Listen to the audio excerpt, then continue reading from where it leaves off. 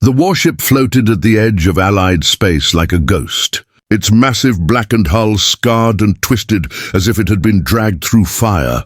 No lights blinked on its frame.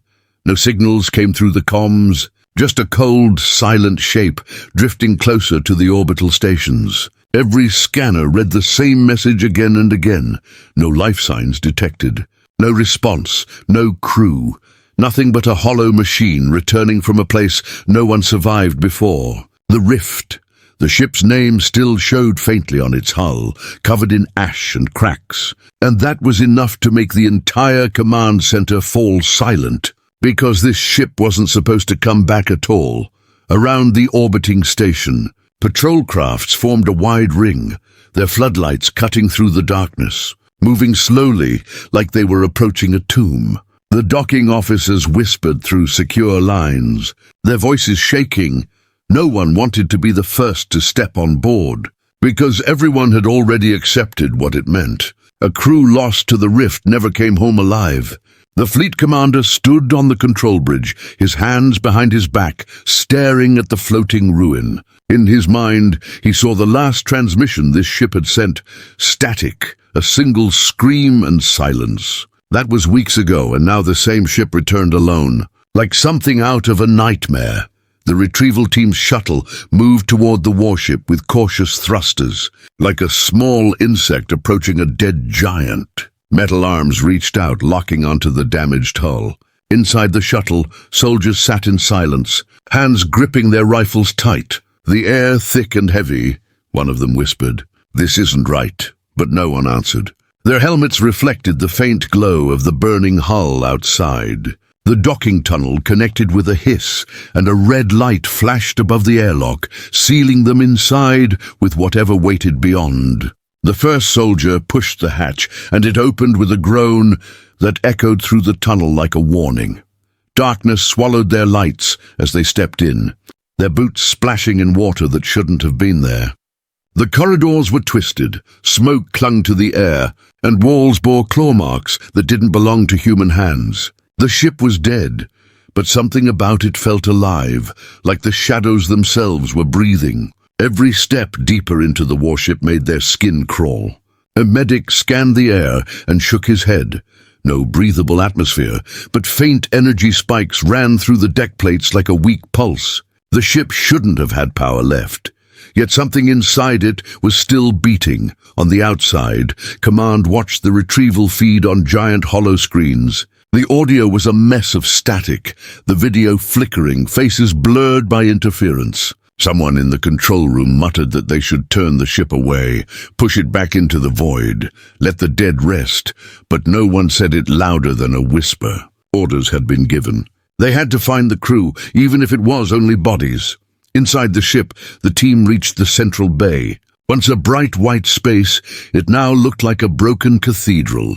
Broken beams hung like ribs, wires dripped from the ceiling like vines, and the air was still, too still. Their flashlights cut through the dust and smoke, catching shapes on the floor. Helmets, boots, personal gear, but no people. The captain's chair was empty, the control panels black. Then they heard it, a metallic thud from somewhere deep below. A single sound, clear and slow. Movement detected, the lead soldier whispered, raising his weapon. But the scanners still said no life signs. Another thud came, closer this time, like footsteps dragging through the metal. Their breathing grew louder in their helmets. One soldier cursed under his breath, another tightened his grip, and the medic whispered, "We shouldn't be here." The lights flickered once, just for a second, and the shadow of a figure passed across the far end of the bay. Command froze as they watched the feed. A dark outline walked through the broken hallways, steady, slow, deliberate, like it knew exactly where it was going. The scanners didn't register it. The suits couldn't identify it. But the shape was human. One of the officers leaned closer to the screen, his voice shaking as he said, "That's impossible. They're all dead." The ramp at the bottom of the warship slowly opened with a loud grinding noise, metal scraping metal, echoing across the silent station. Everyone on the command deck held their breath as fog rolled out of the ship's belly. Then through that mist a single figure stepped out. He was covered in black soot, blood on his hands, uniform torn apart, eyes hollow like someone who had stared into something far worse than death. The soldier walked with a limp, but never fell. His steps slow and heavy, like each one was pulling him out of the grave. In his right hand, he carried something, a small black cube pulsing faintly with a blue light. The surrounding troops raised their weapons, unsure if they were pointing at a man or something that had worn his skin. The control bridge was silent. No one cheered, no one moved. The rift had swallowed fleets before, and nothing ever came back. But now one man had walked out of its darkness alone. The air felt colder as he stopped at the edge of the ramp and stared at them without a word. Something was wrong. Everyone could feel it, and somewhere deep inside that dead ship, something else was still breathing. The story of the warship's return spread through the fleet like fire, whispered through dark hallways and glowing screens, but few dared to speak it aloud. Because everyone knew missions sent into the rift never came back. It was a graveyard of fleets, a black scar in the galaxy where signals died and metal turned cold. And yet, weeks earlier, this very ship had been sent there, not by accident but by order, its mission stamped with the highest security level, its destination hidden even from most of its own crew. On the day it departed, hundreds had watched from the station's viewing decks as the massive warship slid into the dark. Engines burning bright like a star, its crew waving and shouting through the comms, unaware that most people watching believed they were already dead men walking. The rift had swallowed dozens of ships before this one, and every return had been the same: wreckage, static, or silence. This crew was different, though, chosen for their loyalty, their skill, and their ability to follow orders, no matter how dangerous. Because what they were going to find wasn't a planet, a fleet, or a battle. It was something humanity had tried to forget. The captain had received the sealed orders the night before launch. He had sat alone in his cabin, the lights dim, his hands shaking as the holographic message played. It wasn't a mission briefing like usual. It was a warning. A voice he didn't recognize spoke only one sentence: "Do not trust what speaks from the dark." Then the file erased itself, leaving only silence. He didn't tell the crew. What good would fear do them on a mission they couldn't escape? He smiled the next morning, spoke with calm authority, and gave the signal to launch. The engines roared, the stars stretched, and the ship vanished into the rift. At first, everything was normal. The crew followed the flight plan, engines humming like a living thing. The navigators watching the strange, shifting patterns at the edges of the rift. It was unlike anything they'd ever seen: black space that bent light in the wrong direction, waves that moved with no wind, signals that came from nowhere and vanished before they could be traced. It felt like the galaxy itself was holding its breath. The science team reported strange readings, gravitational shifts that didn't match known physics, and energy spikes that came and went like heartbeats. No enemy was in sight, no fleet, no station. Just a quiet, endless dark that seemed to lean closer the deeper they went. The further they traveled, the stranger everything became. Lights on the ship flickered without reason, doors locked and unlocked themselves, and voices began to echo through the comms, voices of crew members who were standing right next to each other. One engineer swore he saw someone walking down a hallway that had no gravity access. Another reported his console turning itself on in the middle of the night, scrolling messages in a language no one recognized. At first, the captain dismissed it as stress. Everyone was tense, and the rift was known for playing tricks on sensors. But as the days passed, even he began to feel it, a pressure behind his eyes, like something invisible was watching them all. The navigation officer tried to send a message back to the fleet. The signal vanished the moment it left the ship, swallowed like a drop of water in a black ocean. That was the moment they all realized something was wrong. This wasn't like the stories. This was worse. This wasn't just an empty stretch of space. Something was alive out here, and it knew they were here. The rift grew stranger as they neared the center. Stars disappeared from their viewports, leaving only the ship's own faint lights, reflecting back like they were trapped inside a mirror. Then the scanners picked it up, a signal, weak, rhythmic, like a heartbeat. At first they thought it was a glitch, but the science officer checked again. The pattern was real, too precise to be natural, too clean to be random. It pulsed once every 4 seconds, steady and patient, as if it had been waiting for someone to listen. The crew gathered on the bridge. No one spoke. They all stared at the hollow signal on the screens, a single pulse echoing through the ship's walls. "Do we follow it?" the navigator whispered. The captain didn't hesitate. "We've come this far. We finished the mission." And with that, he gave the order to follow the signal deeper into the dark. The engines turned, the stars outside folded in on themselves, and the ship slid into a place where no human had ever come back from. The crew didn't know it yet, but they were no longer alone. Something had already seen them long before they had seen it. Something old, something patient, something waiting in the rift for a door to open. And that door had just opened. The heartbeat signal grew louder, the deeper the ship pushed into the rift.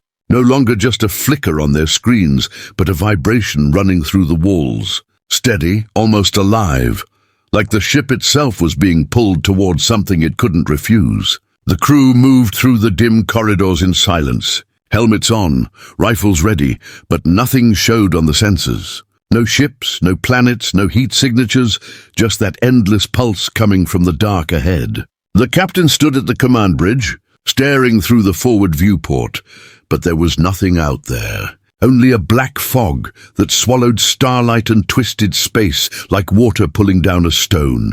Every instinct screamed at him to turn back, but the mission held him like chains around his chest. This wasn't just about exploration anymore.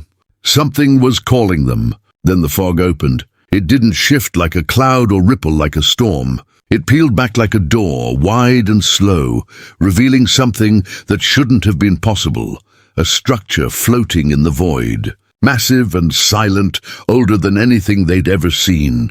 Built of black metal that drank in the ship's lights without reflecting them. It had no engines, no visible power source, just a shape like a twisted cathedral hanging in space. The heartbeat signal was coming from its center, echoing through their systems. The scanners went wild the moment they approached. Lights flashing red, alarms blaring, readings impossible to interpret, as if the thing ahead didn't fit into any known physical law. Gravity readings flipped upside down, radiation levels spiked and vanished, and several crew members clutched their heads as if something invisible had brushed against their minds. One of the engineers fell to the ground screaming that he'd heard a voice whisper his name, but the comms were dead silent. The captain ordered distance, but it was already too late. Invisible tendrils of black energy, thin as spider silk, but bright as lightning, snapped out from the structure and wrapped around the ship's hull. They didn't break metal or tear it, they simply touched it, and in that moment, every system on the warship shut down. Lights blinked out, engines died, even emergency power failed. For the first time since launch, the ship was silent. The only sound was the slow heartbeat echoing through the metal, louder now, matching the crew's own racing pulses. The captain barked orders, but nothing responded.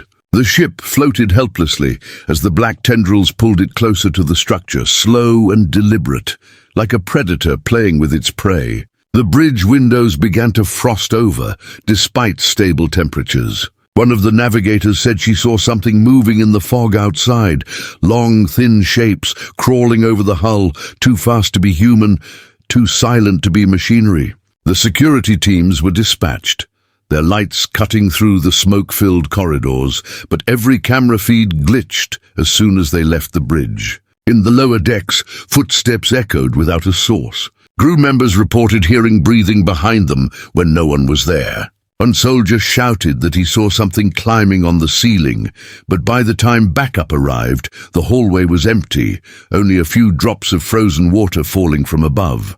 The heartbeat was so loud now that it shook tools off walls. The science team finally managed to reboot one scanner manually, bypassing the system's power grid.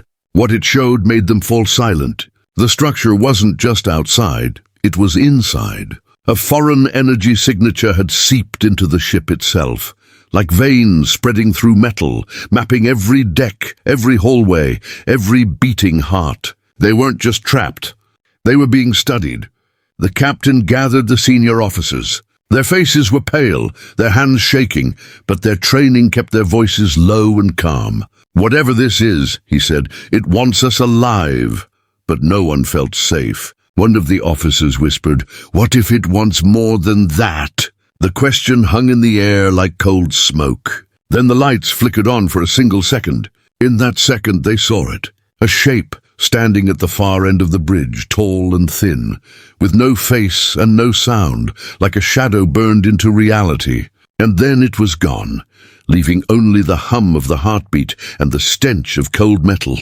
The crew had followed the signal thinking they might find answers, but what they'd found was a trap, built not to destroy them in a moment, but to pull them apart slowly, piece by piece, until there was nothing left to send home. The rift was not empty. It had been waiting. The corridors of the warship no longer felt like part of a ship. They felt like a maze built by something else. The once bright hallways now hung in dim red emergency light, flickering like the heartbeat that shook the entire frame. The black tendrils had vanished from the outside, but whatever had touched the hull was already inside, moving through the metal like it belonged there, quiet and patient one by one. The crew began to disappear, not in firefights, not in explosions, but in silence. It started with a security officer on deck 7. His helmet cam showed him walking down a corridor, breathing steady, muttering to himself, and then his light shook, the feed twisted, and in the next frame, he was gone. No sound, no body, just a rifle clattering to the floor. The captain replayed that footage a dozen times, his jaw locked, his crew standing behind him in heavy silence. They had no enemy to shoot, no target to aim at. Something was moving through the ship like smoke, faster than they could track. Lockdowns didn't work. Doors opened on their own. Alarms triggered in rooms no one entered. It wasn't like a battle.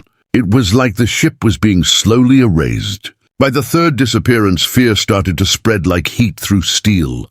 Soldiers gripped their rifles tighter. Engineers whispered prayers. People started glancing over their shoulders when no one was behind them. The medic team reported strange readings in the walls, like something was growing behind the metal. Not wires, not coolant, something alive. When they cut open a panel to check, they found a pulsing black material, soft and cold, threading through the circuits like veins. The moment their scanner touched it, the material twitched like it was aware. The medic backed away fast, hands shaking, eyes wide, whispering that it had a pulse. The captain ordered containment, but containment meant nothing now. Every hallway led to another dark hallway. Every turn felt like walking in circles. Crew members reported seeing shapes moving at the edge of their flashlights, thin and tall, but the moment they turned, nothing was there. The air itself felt wrong, heavy, thick, like breathing underwater. People started to hear whispers, soft and distant, calling their names, matching the voices of friends who were right beside them. It wasn't just attacking their ship, it was attacking their minds. On the 5th day, power across the lower decks failed completely. Security teams went down to repair the generators, but never came back. Their comms were open the entire time. The last thing anyone heard was breathing. Not human breathing, slow, wet, too close to the mic. Then static. The captain tried to evacuate to the shuttles, but when they reached the bay, the shuttles were gone. Not destroyed, gone. The launch ports were sealed like they had never existed. The hull itself had changed, reshaped, bending reality like soft clay. Panic broke out. People began shouting, some trying to break open emergency hatches with their bare hands. One officer fired a rifle down an empty hallway just to prove something was real. The sound echoed forever. By then, trust began to crack. Soldiers accused each other of sabotage. Officers whispered about mutiny. The captain slammed his fist into the console to drown the chaos and screamed that whatever was happening, it wanted them to turn on each other. That's when the lights went out completely. Darkness swallowed everything. For a full minute, the only thing anyone could hear was their own breathing. Then soft footsteps. Not running, walking calm, heavy, echoing through the metal like it was coming from everywhere at once. Someone screamed. Someone else fired into the dark. The muzzle flash lit the hallway for a second, and in that second, everyone saw a shape hanging upside down from the ceiling, watching them with no eyes, its limbs too long, its skin black like the fog outside. Then the lights flickered again, and it was gone. After that night, no one slept. No one trusted the ship. The warship wasn't theirs anymore.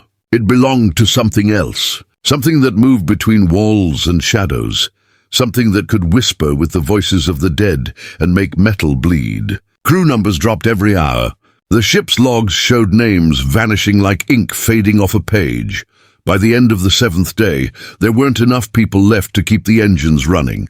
They all gathered on the bridge, eyes hollow, uniforms torn, some holding rifles, some holding nothing. The captain stood in the center, the heartbeat still echoing in the walls, slower now, almost like it was breathing with them. He knew then that they weren't fighting a battle. They were being hunted, and the hunter had already learned everything it needed to finish the job. The bridge was silent, except for the low hum of the heartbeat that now felt like it lived inside their skulls. Crew numbers had fallen to less than a dozen. The rest had vanished into the walls, swallowed by something none of them could describe. The air was thick, heavy with fear, every breath sharp like broken glass. And the captain stood at the center of the ruined control room, knowing there was only one thing left to do: end it. If they couldn't escape, if they couldn't fight it, then they would destroy the ship before whatever was inside could reach anything beyond the rift. His eyes were hollow, his voice low, but every surviving crew member understood the order. There was no debate. There was no other way. In the lower decks, the last engineering team moved through smoke-filled corridors, planting charges along the power conduits that ran straight to the ship's core. The lights flickered every few seconds, and each time they did, the walls seemed to shift, like something alive was pressing against them from the other side. The floor was slick, and the black veins crawling through the ship pulsed slowly with blue light, like a heartbeat mocking their fear. The youngest engineer whispered that he could hear someone breathing behind him, but when he turned, there was no one there. They kept working anyway, hands trembling as they armed the detonators. The captain walked through the mess hall, past overturned tables and blood streaks, remembering the crew laughing here only days ago. Now the only sound was the distant scraping, that slow, dragging noise in the walls like claws on steel. He knew the thing wasn't just hunting, it was learning, adapting, growing stronger as their numbers fell. Every camera feed they had left showed nothing but shadows, as if the creature didn't want to be seen anymore. It didn't need to. It already owned the ship. On the bridge, the remaining officers synchronized the overload sequence. The plan was simple: ignite the ship's reactor, turn this steel coffin into a fireball, and make sure nothing ever followed them out of the rift. It wasn't a battle. It was a burial. They all knew this would be their last act. One officer whispered a prayer. Another kissed the small picture she kept hidden in her pocket. No one spoke about survival. There was no survival. Then the heartbeat stopped. The silence that followed was worse than the sound. The air itself felt frozen. The crew looked at each other, afraid to move, afraid to even breathe. Then the lights went out again, and the emergency strips turned the corridors blood red. A single voice came through the comms. It was one of the missing crew members. "Captain," it whispered, calm and slow, "why are you trying to leave?" But they all knew the voice didn't belong to him anymore. The captain slammed the manual override. "Blow the core," he ordered, but the system didn't respond. The black veins had reached the control panels, coiling around them like roots strangling a tree. The science officer pulled a blade and started hacking at the tendrils, but each cut bled a dark liquid that hissed when it touched the floor, like it was alive and angry. Screams echoed from the lower decks. The engineering team's comms lit up with static and shouts. One voice yelled, "It's here!" Another screamed. Then silence. One of the monitors showed their hallway feed for a split second. A long black shape moved past the camera, fast and smooth, like smoke with claws. The captain grabbed the last manual detonator from the secure locker. He didn't trust the systems anymore. If the ship wouldn't die by command, he'd tear it apart with his own hands. The surviving crew followed him down to the reactor chamber, rifles shaking, breaths short, hearts pounding in time with something that wasn't theirs. The chamber was colder than anywhere else on the ship, the walls covered in frost and crawling shadows. The black veins had wrapped around the core like a cocoon, pulsing softly like a heart. They formed a perimeter, and the captain stepped forward, detonator in hand. Something moved behind the reactor. It wasn't fast this time. It was slow, deliberate, as if it knew this was the end. The thing emerged from the shadows.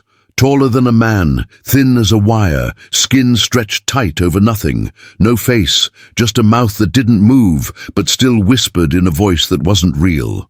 "You're already part of us," it said, but the captain didn't listen. He pressed the detonator.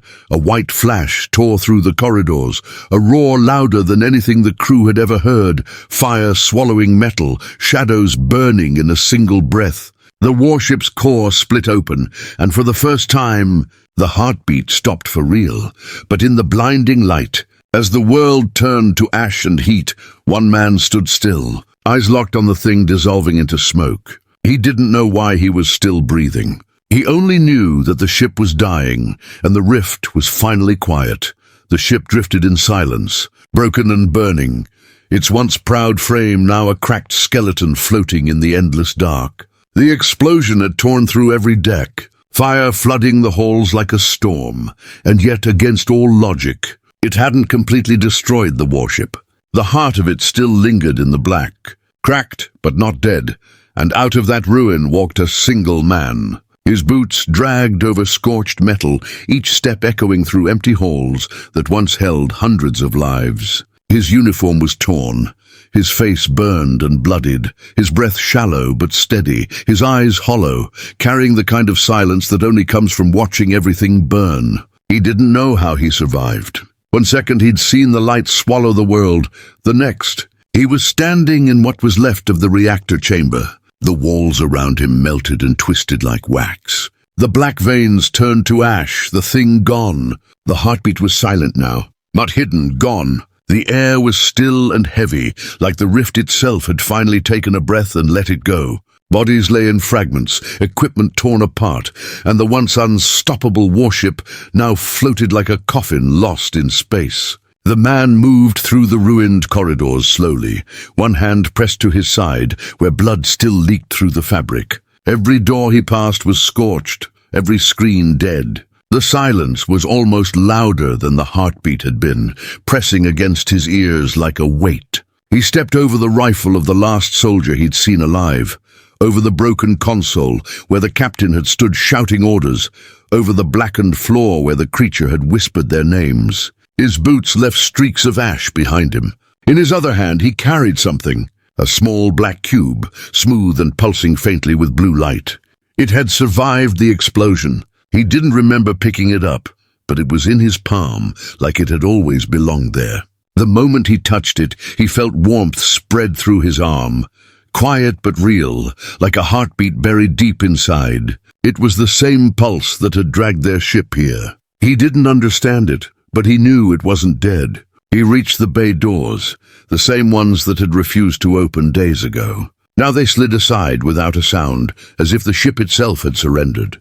The ramp extended slowly, groaning against the cold of space. Outside, the rift was calm, the fog thinning, the black structure gone as if it had never existed. The stars were visible again, dim and distant, but real. He stepped out onto the ramp, looking at the endless void that had taken everything from them, and for a brief second, he felt the weight of every name on the crew list. Hundreds gone, one left. Far away, the fleet's recovery teams had already locked onto the drifting warship, but they hadn't expected anyone alive. To them, it was a ghost returning from the grave. Their scanners showed no life signs until he walked into the open, covered in soot and blood, the cube glowing faintly in his hand. The comm lines lit up.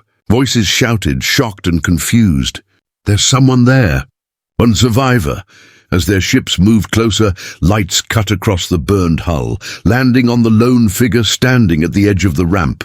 For a moment, no one spoke. They had seen wreckage before, but never something like this. The survivor raised his head, his eyes calm, too calm for someone who had walked out of hell. The rescue teams approached with weapons raised, unsure if the man was still himself or something wearing his skin. He didn't flinch. He didn't speak.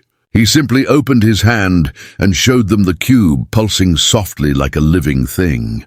A warning, a message, a seed. No one knew which. They pulled him aboard the recovery ship in silence, the air thick with unease. Medical officers rushed to scan him, but the machines glitched every time they came near the cube. The reading spiked, fell and spiked again, as if whatever was inside it didn't belong to their reality. One medic whispered, "This isn't over."